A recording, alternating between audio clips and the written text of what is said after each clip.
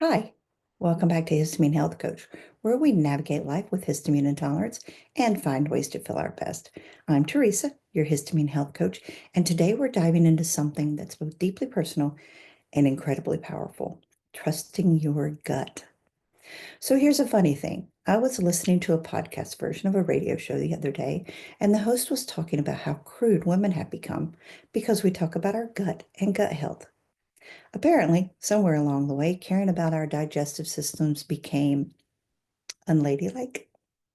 Well, if that makes me crude, I'll take it because the gut is way more than digestion. It's your second brain, your internal compass, your early warning system that something's not right.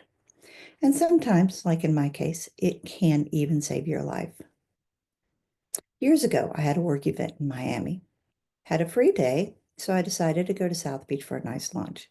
After lunch, I was sitting in the park reading a book, and what should have been a beautiful, relaxing day turned into one of the most scariest moments of my life. It was my first anaphylaxis experience. As I'm sitting in the park, I knew I was being bitten by something. It was irritating, but I didn't think too much about it. Well, it turns out I was bitten by fire ants, and within minutes, my hands began to swell. At that moment, I knew something was wrong. And then something even more terrifying happened. I lost control of my legs. I had no idea what was going on, and I couldn't walk. But before I could even fully process what was happening, I knew because my gut told me loud and clear something was terribly wrong. It wasn't anxiety, it wasn't drama, it was survival. It was my body sounding the alarm, and thank goodness I was listening because I was going into anaphylaxis. That's when I passed out in the grass. When I woke about 15 minutes later, I was able to get the attention of a young woman who was walking past, and she called 911. At that moment, everything in my life clearly changed because it's that moment I realized what histamine intolerance was really all about. Even though I hadn't made the obvious connection to the bloating, headaches, fatigue, or the brain fog I'd had for years, I now knew what it looked like the next time I was going to have anaphylaxis. And I knew to ask for help as soon as I started having signs that something was wrong. And I know I'm not alone in that. Women are smart, and we know when something is wrong.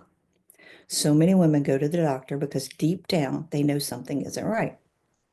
You're exhausted, you're bloated, you wake up with a headache, your brain is foggy, and your body aches. But then you're told your labs look fine, everything's normal, it's probably just stress. But let's talk about that for a minute. In functional medicine, we don't separate the mind from the body or the spirit. Everything is connected. When you feel stressed, it's not in your head, it's happening in your nervous system, your immune response, and your gut.